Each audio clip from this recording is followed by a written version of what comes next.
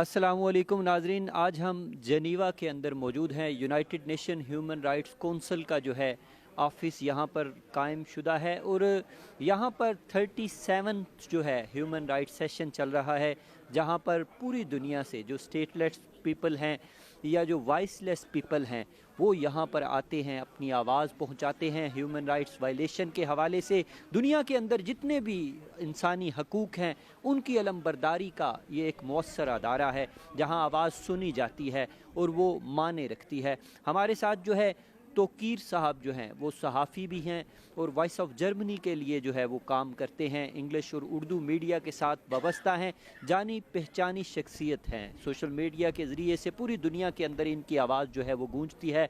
आज यहाँ ये जनीवा के अंदर मौजूद हैं, हम इनसे बात करते हैं कि ये क्या मकसद लेकर आए हैं और सहाफ़त जिसकी ये जो है वो एक पहचान है और रिप्रेजेंट करते हैं, तो इनका क्या आज की जो मौजूदा हालात के अंदर सहाफ़ियों का किरदार ये कैसे देखते हैं और सहाफ़त को किस नज़र से देखते हैं। तो किर साहब, मैं बड़ा शुक्रगुज़ार हूँ आपका वक्त देने का।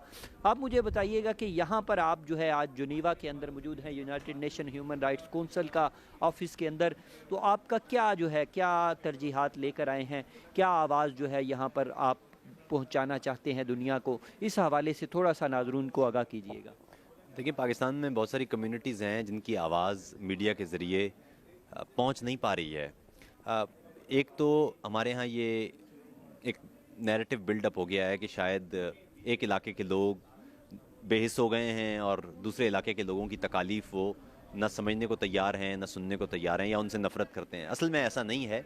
बुनियादी तौर पर मामला ये है कि ज़्यादातर मुल्क के हिस्से के लोगों को एक दूसरे की बाबत तफसील मालूम ही नहीं हो पाती है, मालूमात पहुंच नहीं पाती हैं। बलूचिस्तान के हवाले से या खैबर पख्तूनख्वा के हवाले से या कबायली इलाकों के हवाले से या सिंध का जो शहरी इलाका है उसके हवाले से बहुत सारे जो मज़ालिम होते हैं, बहुत सारी इंसानी हुकूक की खिलाफ वर्जियाँ होती हैं, वो मीडिया पर कदगन बेइंतहा है, सेंसरशिप बेइंतहा है, तो उनकी आवाज़ पहुँच ही नहीं पाती है पाकिस्तान के दीगर इलाकों तक। मिसाल के तौर पर पाकिस्तान में लोगों को मालूम ही नहीं है कि गिलगित बल्तिस्तान को पाकिस्तान की फेडरेशन में शामिल क्यों नहीं किया जा सकता। लोगों को मालूम ही नहीं है कि कबायली इलाकों में FCR जो बरतानवी दौर का एक कॉलोनियल लॉ है, उसकी वजह से वहाँ के लोगों के मसाइल क्या हैं। लोगों को मालूम ही नहीं है कि उर्दू बोलने वाले दहशतगर्द नहीं हैं, सारे नहीं हैं। जो सिंध के लोग हैं वो सारे दहशतगर्द नहीं हैं। हर कम्युनिटी में क्रिमिनल लोग हो सकते हैं, लेकिन उन चंद क्रिमिनल एलिमेंट्स की वजह से आप पूरी कम्युनिटी को लेबल नहीं कर सकते। उसी तरह बलूचिस्तान में अपने हुकूक की आवाज़ उठाने वाले तमाम लोग गद्दार नहीं हैं, वो इंडिया के एजेंट नहीं हैं। हमें समझना होगा कि जो लोग अपने हुकूक की आवाज़ उठा रहे हैं उनकी आवाज़ हमें सुनना चाहिए, उनसे मुकालमत करना चाहिए, मुज़ाकरात करना चाहिए, उनसे बातचीत होना चाहिए। जहाँ जायज़ हमें मुतालिबात नज़र आएँ, कानूनी मुतालिबात नज़र आएँ, उनको सुना जाना चाहिए, क्योंकि वो अपने मुल्क के लोग हैं। ताकत का इस्तेमाल करना अपने लोगों के ख़िलाफ़ ये नादुरुस्त अमल है, ये इंतहाई गलत अमल है। हमने 71 में ये काम किया था, हमारा मुल्क टूट गया था। कॉन्स्टिट्यूशन ऑफ पाकिस्तान, दस्तूर पाकिस्तान वो मौजूद है, वो तमाम के तमाम मुल्क के शहरियों को बराबर हुकूक देता है, ज़मानत देता है, और वो तय ये करता है कि कोई भी एक इलाके का शख्स या किसी भी एक मज़हब या मसलक का शख्स वो दूसरे पर बरतर नहीं होगा। हम तमाम लोग पाकिस्तानी हैं और हमें मसावी हुकूक और मसावी तरीके से रियासत को ट्रीट करना। अच्छा, ये एक तवाज़ुन जो है ह्यूमन राइट्स के हवाले से, इंसानी हकूक़ के हवाले से, ये बड़ा ज़रूरी है। पूरी दुनिया के अंदर ये बैलेंस कायम होना चाहिए। एज़ ए सहाफ़ी जो है, आप क्या समझते हैं कि एक सहाफ़ी जो है वो हुब्बुल वतनी का दावा करते हुए अगर वो किसी डाइवर्स कम्युनिटी में रहता है तो क्या वो उन कम्युनिटीज़ को निगलेक्ट कर देगा? उनकी जो हकीकी आवाज़ है वो पहुँचाने की बजाय जो है वो अपने मुल्क की, कौमियत की, अपनी वतन परस्ती को जो है वो उजागर करने की कोशिश करेगा? वो एक अच्छा यानी दाना सहाफ़ी जो है माना जाएगा कि या न्यूट्रल होकर जो है अपनी ज़िम्मेदारियाँ जो है वो पूरी करेगा? इस हवाले से थोड़ा सा जो है वो आगाह कीजिएगा। देखिए, सहाफ़ी का काम तो मालूमात पहुंचाना है। सहाफ़ी का काम बुनियादी तौर पर यह है कि वो जो भी इवेंट हो वो इवेंट हू बहू वो लोगों तक पहुंचा दे। उसका इससे ताल्लुक़ नहीं बनता कि वो जालिम कौन है और मज़लूम कौन है या इवेंट किसने किया है और कौन इन्वॉल्व था। उसका काम यह है कि वो बता दे कि ये वाक़या हुआ है, इसमें ये इन्वॉल्व हैं, ये इसके विक्टिम्स हैं। ये बुनियादी काम है। देखिए, पहली बात तो ये समझ लीजिए कि असल में पाकिस्तान के दस्तूर में गद्दारी की एक तारीफ़ है, वो लिखी हुई है। آپ بلکہ دنیا کے کسی بھی ملک میں اگر شہریت بھی لیتے ہیں تو شہریت کی قسم میں آپ سے کہا جاتا ہے کہ آپ اس ملک کے دستور کی حفاظت کریں گے. پاکستان کے دستور میں آرٹیکل 6 میں لکھا ہوا ہے کہ ملک کا غدار کون ہوگا, اور وہ لکھا ہوا یہ ہے کہ جو بھی شخص یا ادارہ, فرد یا گروپ طاقت کے زور پر یا کسی بھی اور طریقے سے اس دستور کو توڑے گا یا اس دستور کو معطل کرے گا یا منسوخ کرے گا, وہ ملک کا اور قوم کا وہ دشمن ہے اور غدار ہے. اس کے علاوہ غداری کی کوئی ڈیفینیشن نہیں ہے. غداری کا بنیادی معاملہ یہ ہے کہ ہم اگر اپنے ملک سے محبت کرتے ہیں تو اس ملک کا ایک مشترکہ دستور ہے.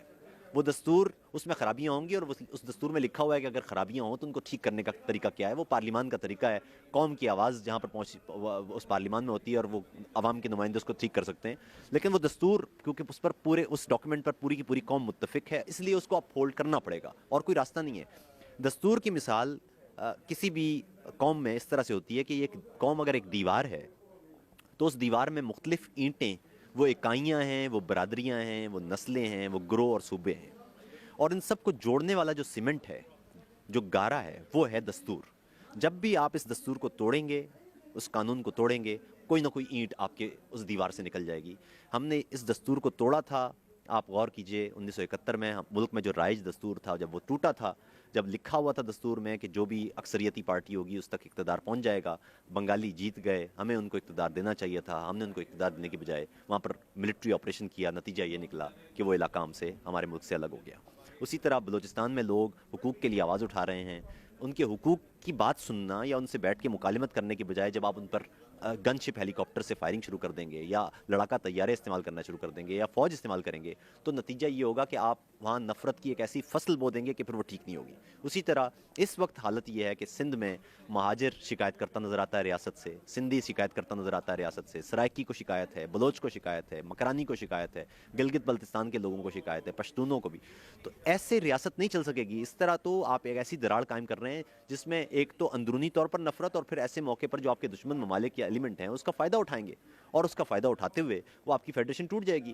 اگر آپ اس ملک کو قائم رکھنا چاہتے ہیں تو اس کا واحد طریقہ یہ ہے کہ تمام کی تمام برادریوں, صوبوں, اقلیتوں, ان کو مساوی آپ کو ٹریٹ کرنا پڑے گا. اس کے علاوہ کوئی راستہ نہیں. اچھا توقیر صاحب, یہاں ہم یہ دیکھتے ہیں کہ پاکستان کے اندر جس طرح آپ نے بتایا کہ آئین 73 موجود ہے, دستور موجود ہے, قانون موجود ہے, لیکن قانون کی حکمرانی یعنی اس پہ امپلیمنٹیشن کس نے کروانا ہے, عمل درآمد کس نے کروانا ہے, اداروں کا احترام کس نے کروانا ہے, جمہوریت کی بحالی جو ہے وہ کس نے قائم کرنی ہے.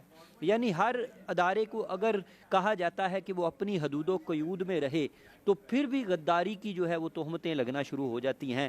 تو پھر کس طرح ہم جو ہے احتساب کریں گے, کس طرح اپنے آپ کو جو ہے صحیح راستے پر جو ہے وہ سمت پر جو ہے لے کر چلیں گے. اس حوالے سے کیا یعنی ویژن آپ رکھتے ہیں, کیا قوم کو کرنا چاہیے؟ میرے خیال میں قوم کو ایک پوائنٹ پر اکٹھے ہونا چاہیے, اور وہ ہے کہ ہم اس دستور کو, یہ جیسا بھی ہے, اس کو اپ ہولڈ کریں گے, اس کی عزت کریں گے, اس کی پاسداری کریں گے, اور جو بھی فرد یا ادارہ اس کو توڑے گا وہ قوم کا مجرم ہوگا. یہ سادہ سی بات ہے.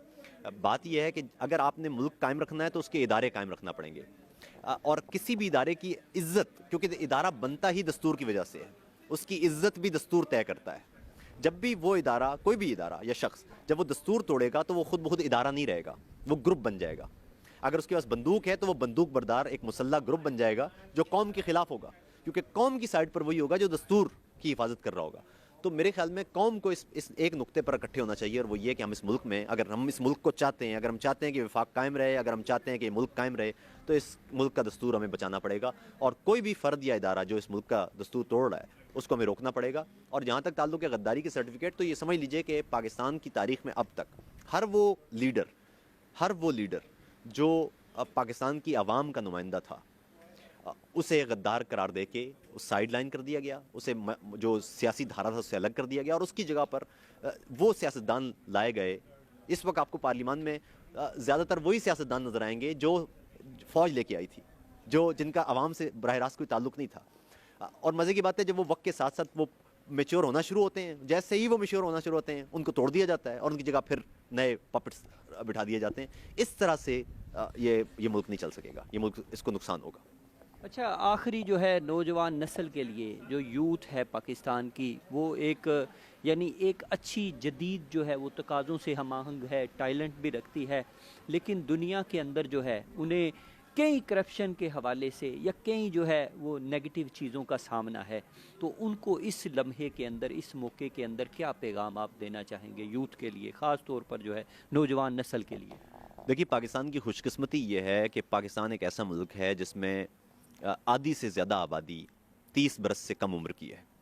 ऐसे मुल्क की ख़ास बात ये होती है कि अगर वो चाहे माशी तरक्की करना तो वो रॉकेट की तरह उसकी इकॉनमी उड़ना शुरू हो जाती है।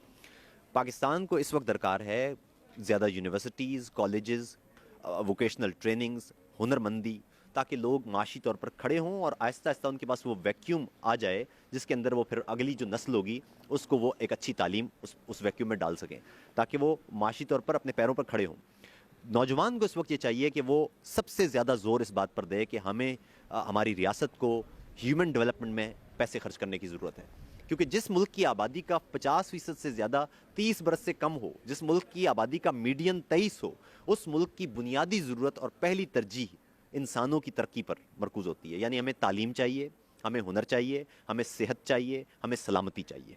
ये बुनियादी चीज़ें हैं ताकि हमारी जो कौम है, क्योंकि कौम का एक बड़ा हिस्सा नौजवान है, वो फ्लरिश करेगी। जब आपके पास, आप अगर ड्रोन का एक पुर्जा ख़रीद रहे हैं, आप अगर एटम बम का पुर्जा ख़रीद रहे हैं, आप अगर टैंक ख़रीद रहे हैं, अगर आपकी कौम खड़ी होगी तो ये सारा 1 मिनट में बना के रख देगी वो। जब दूसरी आलमी जंग में जर्मनी पूरे का पूरा बर्बाद हो गया था, उसके बाद चूँकि कौम मौजूद थी और इल्म मौजूद था, तो 15 साल के अंदर वो दोबारा ताकत बन गया था।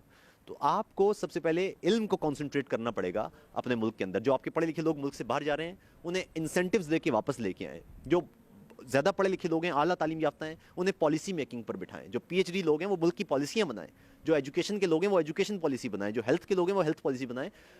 GHQ अगर पॉलिसीज़ बनाएगा तो उसके पास तो तालीम इस इलाके का तजुर्बा नहीं है। वो अगर माशी पॉलिसी बनाएगा तो माशी पॉलिसी वो ठीक नहीं होगी। उसका काम ये है कि वो मुल्क की सलामती पॉलिसी तो बना सकता है वो, और वो भी रिकमेंडेशन देगा, पार्लियामान उसको मंजूर करेगी, लेकिन इसके अलावा उसके पास ट्रेनिंग नहीं है। मिसाल के तौर पर अगर आप बहुत अच्छे पायलट हैं तो इसका मतलब ये नहीं होगा कि आप बहुत अच्छे दिल के डॉक्टर भी हैं। अगर आप बहुत अच्छे उस्ताद हैं तो इसका मतलब ये नहीं होगा कि आप बहुत अच्छे ड्राइवर भी हैं। हर आदमी, इंसान, अल्लाह ने उसको एक फितरी तौर पर एक सलाहियत दी होती है, और अच्छा माशरा वो होता है जो इंसानों की जो इंडिविजुअल कैपेसिटीज़ हैं, जो उनकी फ़र्द, जो इनफरादी उनकी सलाहियत हैं, उनका फ़ायदा उठाता है, और इस तरह से कौम बनती है जिसमें मुख्तलिफ लोग मुख्तलिफ काम कर रहे होते हैं, मुख्तलिफ लोग मुख्तलिफ चीज़ों के एक्सपर्ट होते हैं। और यही हम अगर एक अच्छा माशरा बनाना चाहते हैं, एक तरक्की याफ्ता पाकिस्तान बनाना चाहते हैं, तो हमें ये सोचना पड़ेगा कि हर आदमी मुख्तलिफ होता है, सब एक नहीं हो सकते तमाम इंसान, क्योंकि कायनात में खुदा ने फितरत में रखा है कि कोई भी चीज़ एक जैसी नहीं होगी, हर चीज़ दूसरे से मुख्तलिफ होगी। हमारे माँ बाप सेम होने के बावजूद जो हमारे तमाम बहन भाई होते हैं वो मुख्तलिफ होते हैं, उनकी शक्लें मुख्तलिफ होती हैं, थोड़ी सी मुख्तलिफ होती हैं। एक ही सांचे से बनने वाले तमाम कप जो एक जैसे लग रहे होते हैं वो भी 100% एक जैसे नहीं होते। ये कायनात में स्टीफन हॉकिंग्स की बड़ा अच्छा जुमला है कि the universe does not allow perfection. कायनात कुल्लियत को की इजाज़त ही नहीं देती। तो इसलिए हमें समझना होगा कि हमें सबसे पहले अपने मुल्क में इख्तलाफ की इज़्ज़त इस लिहाज से करना होगी कि तनव्वु की अलामत है। इंसानी माशरा हमेशा मुख्तलिफ चीज़ों पर कायम होता है। अच्छे डॉक्टर्स चाहिए हमें, अच्छे इंजीनियर्स चाहिए हमें, अच्छे फ़ौजी चाहिए हमें, और फ़ौजी की भी तकरीम उस वक्त होगी जब वो कॉन्स्टिट्यूशन के तहत उसका जो दायरा है उसमें वो काम करेगा। डॉक्टर की इज़्ज़त उस वक्त होगी जब वो कॉन्स्टिट्यूशन के मुताबिक जो उसकी ज़िम्मेदारी दी गई है वो करे। इस तरह से खुद बहुत इदारों की भी इज़्ज़त बन जाएगी, हमारे लोगों की भी इज़्ज़त बनेगी, और इंसानी जान की कीमत भी बढ़ जाएगी। बहुत शुक्रिया। तौकीर साहब जो है यहाँ पर जनीवा के अंदर United nation human rights council के अंदर हम मौजूद हैं। उनका और हमारा यही पैगाम है, यही कहना है कि पाकिस्तान के अंदर कानून की अगर अलमबरदारी हम चाहते हैं तो फिर छोटे बड़े का ख़याल जो है इसको हमें दूर करना होगा। हर एक को जो है इज़्ज़त की निगाह से, हर एक को जो है अदलो इंसाफ जो है दहलीज़ पर पहुंचाना होगा। उसके अंदर कोई भी उम्रा का जो है तफरीक नहीं होनी चाहिए। इसी तरह जितने भी अदारे हैं उनका जो है हदूदो क़यूद कायम करनी होगी कि किस अदारे ने क्या जो है वो काम करना है। हर एक, अगर एक ही बंदा हर एक की ज़िम्मेदारी निभाएगा तो फिर ये निज़ाम जो है धर्म बरम हो जाएगा। इस सिस्टम को तब्दील करने के लिए नौजवान नस्ल को जो है तालीम के ज़ेवर से मुज़य्यन करना होगा, तभी ये माशरा और ये मुल्क जो है तामीर व तरक्की की तरफ जो है, तरक्की पसंदी की तरफ जो है बढ़ पाएगा। क्योंकि इकबाल का कहना है कि उस कौम को शमशीर की हाजत नहीं रहती, ہو جس کے جوانوں کی خودی صورت فولاد. مجھے اور توقیر صاحب کو یہاں جنیوا سے اجازت دیجیے. ایک نئے پروگرام کے ساتھ، نئے عزم کے ساتھ دوبارہ آپ کی خدمت میں حاضر ہوں گے. بہت شکریہ.